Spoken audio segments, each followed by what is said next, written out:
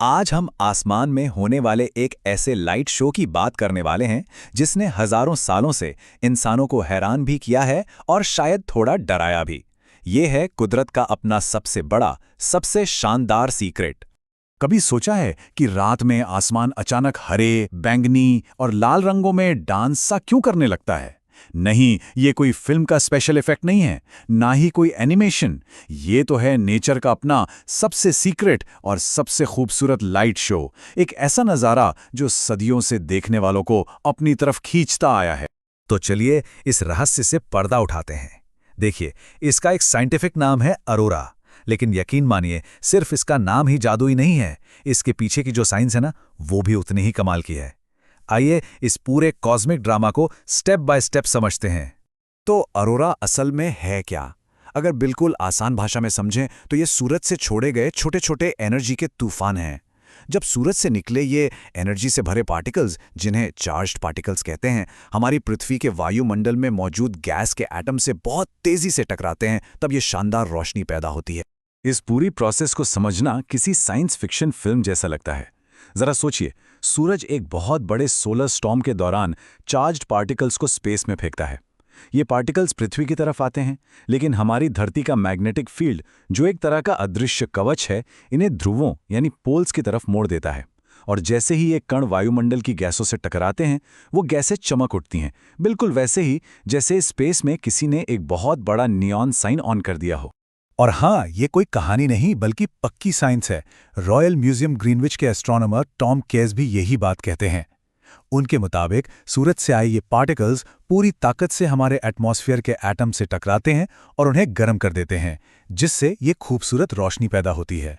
अच्छा, अब ये अलग अलग रंग कैसे बनते हैं, ये जानना भी बहुत दिलचस्प है। ये रंग इस बात पर डिपेंड करते हैं कि सूरज के पार्टिकल्स किस गैस से और कितनी ऊंचाई पर टकरा रहे हैं। जब ये 100 से 200 किलोमीटर की ऊंचाई पर ऑक्सीजन से टकराते हैं, तो हमें सबसे कॉमन रंग यानी हरा रंग दिखाई देता है। अगर यही टक्कर बहुत ज्यादा ऊंचाई पर हो तो सिंदूरी लाल रंग बनता है, जो बहुत रेयर है और अक्सर बहुत पावरफुल सोलर स्टॉर्म्स का सिग्नल होता है। और जब नाइट्रोजन की बात आती है, तो बहुत हाई एनर्जी वाली टक्कर से बैंगनी, नीला या गुलाबी रंग देखने को मिलता है। अब सवाल ये उठता है कि भाई, ये शानदार लाइट शो हमें हर जगह क्यों नहीं दिखता? इसका जवाब हमारी पृथ्वी के सेफ्टी शील्ड यानी उसके मैग्नेटिक फील्ड में छिपा है। चलिए देखते हैं कि ये शो दुनिया के कुछ खास हिस्सों में ही क्यों होता है। उत्तरी ध्रुव के पास इसे अरोरा बोरेलिस या नॉर्दर्न लाइट्स कहते हैं, और दक्षिणी ध्रुव के पास इसे अरोरा ऑस्ट्रेलिस या सदर्न लाइट्स कहते हैं। ये दोनों असल में एक ही चीज़ हैं, बस जगह अलग हैं। इन्हें देखने के लिए सबसे अच्छी जगहें पोलर रीजन के पास हैं, क्योंकि पृथ्वी का मैग्नेटिक कवच ध्रुवों पर सबसे कमज़ोर होता है और ये पार्टिकल्स वहीं से एटमॉस्फेयर में घुस पाते हैं। अभी तक हमने अरोरा की खूबसूरती और उसके पीछे की साइंस की बात की, लेकिन अब कहानी में एक ट्विस्ट है। इस खूबसूरत रोशनी का एक ऐसा असर भी है जिसके बारे में बहुत कम लोग जानते हैं। एक ऐसा असर जो हमारे एटमॉस्फेयर को सीधे सीधे प्रभावित करता है। तो क्या ये लाइट शो खतरनाक भी हो सकता है?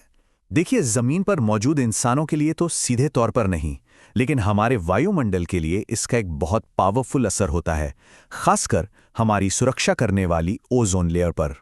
और ये असर कोई छोटा मोटा नहीं है। एक पावरफुल अरोरा के दौरान ऊपरी एटमॉस्फेयर में ओजोन की परत में 50 से 70% तक की कमी आ सकती है। 50 से 70%, ये वाकई एक बहुत बड़ा और चौंकाने वाला आंकड़ा है। लेकिन घबराने की बात नहीं है, क्योंकि ये नुकसान परमानेंट नहीं होता। ये प्रकृति का अपना एक साइकिल है। कुछ ही हफ्तों के अंदर हमारी ओजोन लेयर खुद को रिपेयर कर लेती है।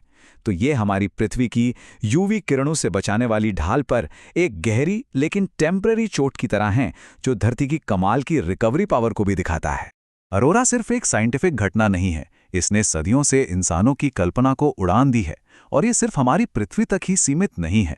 चलिए देखते हैं कि इतिहास और हमारे सोलर सिस्टम में इसकी क्या जगह रही है। हजारों साल पहले से ही इंसान इसे देख रहा है और अपने अपने हिसाब से इसके मतलब निकाल रहा है। पुराने ग्रंथों में इसे 5 रंगों वाला आकाश कहा गया। नॉर्स माइथोलॉजी में इसे योद्धा देवियों का चमकता हुआ कवच माना जाता था। फिनलैंड की कहानियों में यह एक आग वाली लोमड़ी की पूंछ से निकली चिंगारी थी, और कई कल्चर में तो इसे पूर्वजों की आत्मा माना जाता था, जो आसमान से अपने लोगों से बात कर रही हैं।